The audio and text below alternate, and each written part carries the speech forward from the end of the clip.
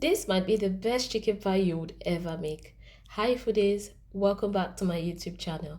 Thank you for the love on my video of how to make fish pie. In this video, I'll show you the exact method of how to easily make chicken pies. I mean, restaurant standard chicken pie. The filling is rich and moist, and I will show you the different ways to shape your pie. Without wasting too much time, the ingredients needed are minced chicken, diced onions, and diced potato. I'll also be using diced pepper. There are different peppers in here. I'll tell you about that later. 1/3 cup vegetable oil, 2 stock cubes, 1 tablespoon curry powder, 1 tablespoon dry thyme, and the next ingredient is optional but very nice. Half tablespoon chili pepper. It adds a little bit of spice to your pie. Now here I have my diced carrots and it's time to cook. I'll heat up the oil and then I'll go in with my diced onions.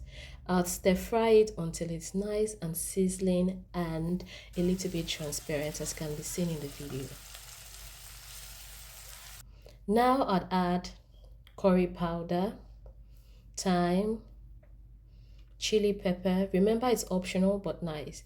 I'll crumble my stock cubes in it and add salt, 1 teaspoon salt. I'll give it a good mix and allow it to continue to fry for 5 extra minutes on low heat. Now I'll go in with my minced chicken. Of course, the parchment paper at the back is not needed, so I'll take that off.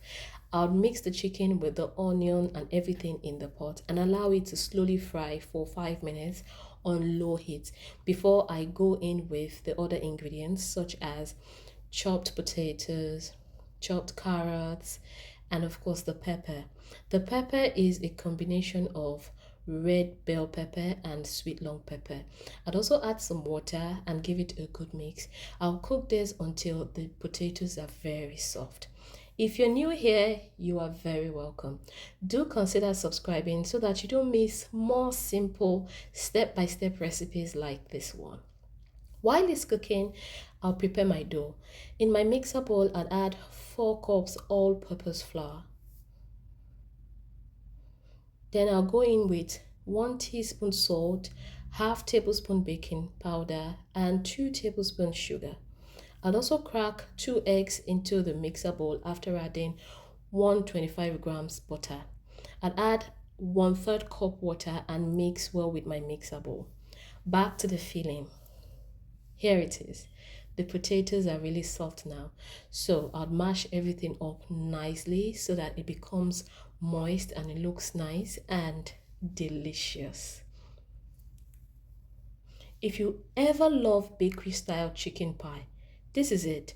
All you need to do is to trust the process and watch this video till the end, and the outcome is so delicious. It's yummy, it's really nice. So back to the dough. It's been mixing. Oops, something just fell off my mixer, but let's work on the dough. So I'll remove it from the mixer bowl. As you can see, it has a crumbly texture. That's the texture that you want your dough to have as well.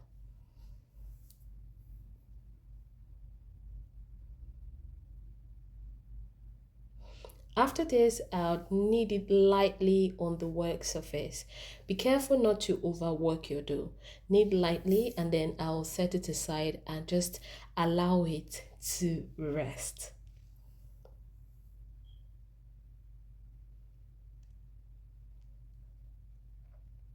For me, I like to put my dough in cling film just to make sure that I protect it from any impurity that might be flying around the kitchen, okay?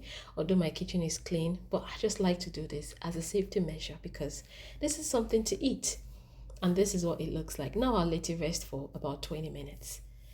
So back to the dough. I like to apportion my dough by cutting it into small balls. It just makes the rolling out really easy and fast for me. So after this, I'll put the balls aside and it's time to roll everything out. I'll dust my work surface with some flour. I'll put the dough on the work surface and that's it. I'll roll everything out to the shape that I want. This is a handmade chicken pie recipe. So I'll be showing you how to cut out your dough for chicken pie without using a pie mold. So this is a bowl lid, and I'm just going to cut out the dough in the shape of the lid, and you will see exactly what it looks like. So this is it right here. Now I'll scoop my already cool filling on the dough. I love my dough to be, really nice, and I like to add a lot of filling. So with my brush, I'll lightly brush some eggs around the side. It helps to seal the pie properly while baking. I'll pull the other side over the part where I added the filling, and then I'll lightly press it down. So for this method, I'm just going to press it down with my fingers, and it's going to stay. It is going to stick. Now for the next method, I would be cutting out the shape with a knife to get a rectangular shape. You will see what it looks like towards the end of the video. And this one is a pure oval shape. I used a more defined cover, a more defined plate cover to be specific. So the process is the same. I'll scoop in my filling and then lightly brush the sides of the dough with egg, just to make sure that I seal it up nicely and it looks really presentable at the end.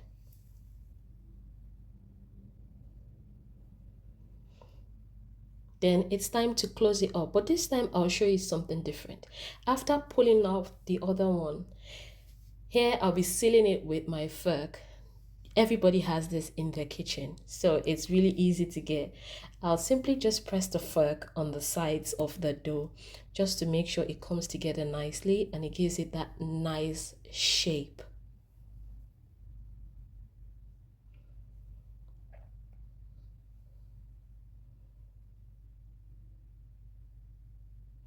And that's it. This is another way to nicely seal your chicken pie. So these are all the shapes that I made by hand. I lightly brush egg over the top to give it a nice golden brown color after baking, and I'll bake this for 20 minutes on 180 degrees. This is my chicken pie. It is ready. So let me show you. These ones were done with the fork, and then let me show you another one. It was done with that bowl, remember earlier? Yes. And these ones were cut out with the knife to resemble a mini rectangle, right? So let me show you the last one. This one was also cut out with a knife, but it looks like a big rectangle. So to make fish pie or chicken pie or meat pie is really easy, and you don't need anything fancy. Take a look at how moist it looks on the inside.